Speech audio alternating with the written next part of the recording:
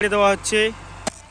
তো বন্ধুরা, hello, welcome to the new blog video guys. দেখতে পাচ্ছ আজকে কোথায় আসলাম? হাল মারতে।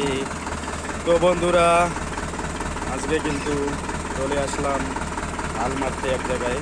তো কোথায় হাল মারবো তো অবশ্যই দেখতে পারবে। এই যে কৃষক বন্ধু কিন্তু জালি তুলছে জমির।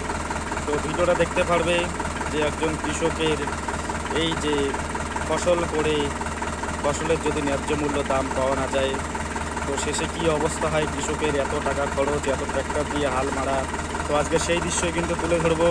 তো একজন ট্র্যাক্টরওয়ালা হিসেবে আজকে একজন কৃষকের বাস্তব চিত্র তুলে ধরবো। বন্ধুরা, ভিডিওটা অবশ্যই দেখবে। আজকে দাদাও আছে আমার আজকে।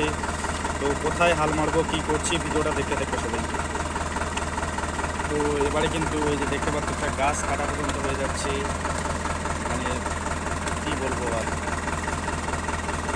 এই পরিস্থিতির মধ্যে আছে এই কৃষক বন্ধু, কেন এই গাছ কেটে একদম জমিতে হাল নিয়ে আসলো। তো আজকে কিন্তু ধামাকা হবে ভিডিওটা। কিন্তু কেন ধামাকা বললাম, কারণ একজন কৃষকের খেটে খাওয়া অবস্থায়। তো এবারে গাড়ি কিন্তু নিয়ে যাচ্ছে, এদিকে দেখতে পাচ্ছ।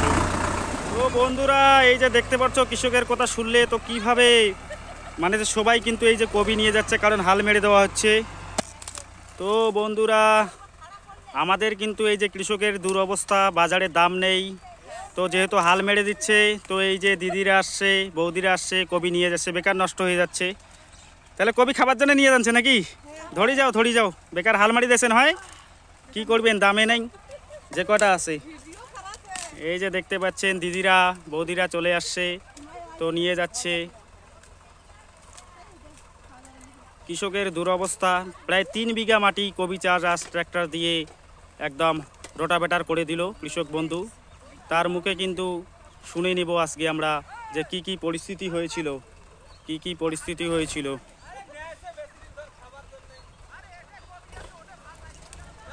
সব থেকে বড় কথা, তো দেখতে পাচ্ছ কি অবস্থা।